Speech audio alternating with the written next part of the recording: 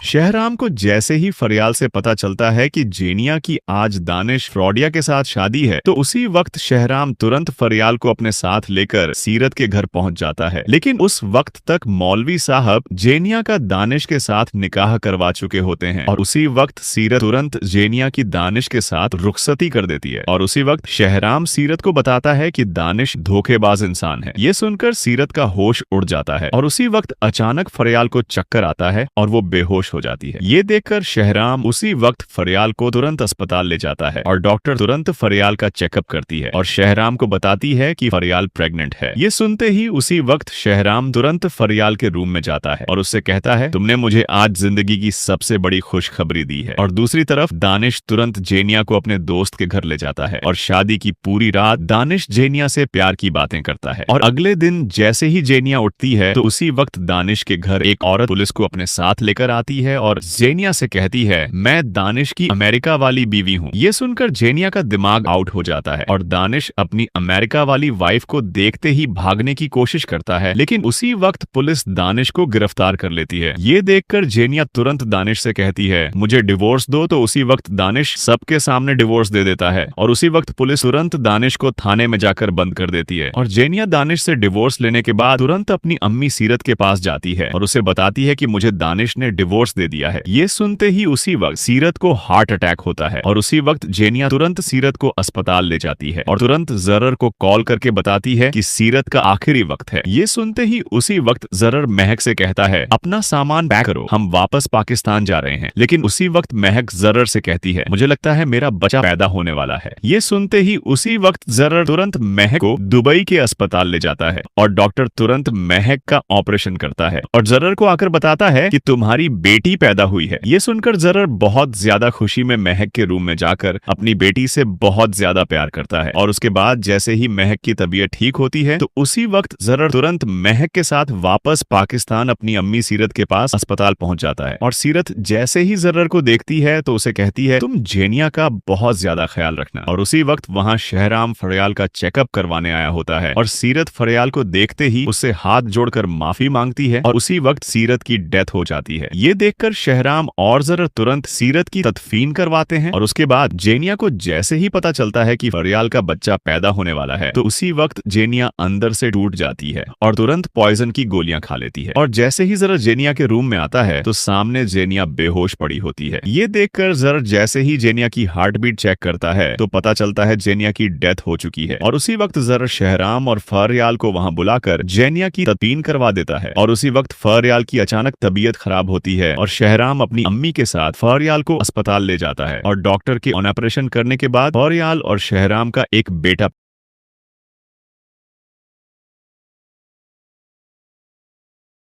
इस खास तज्जिए में खुश आमदीद। आज हम धोखे, उसके बाद आने वाली तबाही और फिर नई जिंदगी की उम्मीद के एक आपस में जुड़े हुए सिलसिले का जायजा लेने वाले हैं। ये सच में बहुत दिलचस्प और गहरा मौजू है। तो चलिए सीधा इस मुद्दे की गहराई में जाते हैं। आखिर किस तरह धोखे पर मबनी सिर्फ एक शादी तबाही और नई जिंदगी दोनों के एक सिलसिले का आगाज कर सकती है। सारी कहानी दरअसल इस एक तबाहकुन झूठ के इर्द गिर्द घूमती है। पहला हिस्सा देखते हैं, एक निहायत बदकिस्मत शादी। यहाँ वाक़यात बहुत तेज़ी से होते हैं। शादी वाले दिन निकाह और रुखसती के फ़ौरन बाद शहराम दानिश के धोखे को सबके सामने बेनकाब कर देता है। इस अचानक सदमे से फरियाल बेहोश हो जाती है और फिर अस्पताल में ये राज खुलता है कि वो हामिला है। अब आते हैं दूसरे हिस्से की तरफ, धोखे का मुकम्मल तौर पर बेनकाब होना। अगली ही सुबह कहानी एकदम पलट जाती है। दानिश की अमरीकी बीवी पुलिस के साथ वहां पहुंच जाती है। दानिश फरार होने की कोशिश करता है पर पकड़ा जाता है और जानिया फौरन अपनी तलाक का मुतालबा कर लेती है, जिसके बाद दानिश को पुलिस स्टेशन बंद कर दिया जाता है। लेकिन यहाँ गौर करने वाली बात यह है, दानिश के इस धोखे की आखिरी और सबसे भारी कीमत दरअसल खानदान में किसको चुकानी पड़ी। तीसरा हिस्सा, अलमिया और दिल का टूटना, ये इस कहानी का सबसे तारीख और दुख भरा बाब है। जानिया जब सीरत को अपनी तलाक का बताती है तो ये खबर सीरत के लिए जानलेवा साबित होती है। उन्हें एक शिद्दत हार्ट अटैक आता है। अस्पताल में फरियाल से हाथ जोड़कर माफ़ी मांगने के बाद उनका दर्दनाक इंतकाल हो जाता है और गम के इस लम्हे में जरार को बुलाया जाता है। और अलमिया यहीं ख़त्म नहीं होता। जब जगनेनिया को मालूम होता है कि वो दानिश के बच्चे की मां बनने वाली है तो वो अंदर से मुकम्मल टूट जाती है।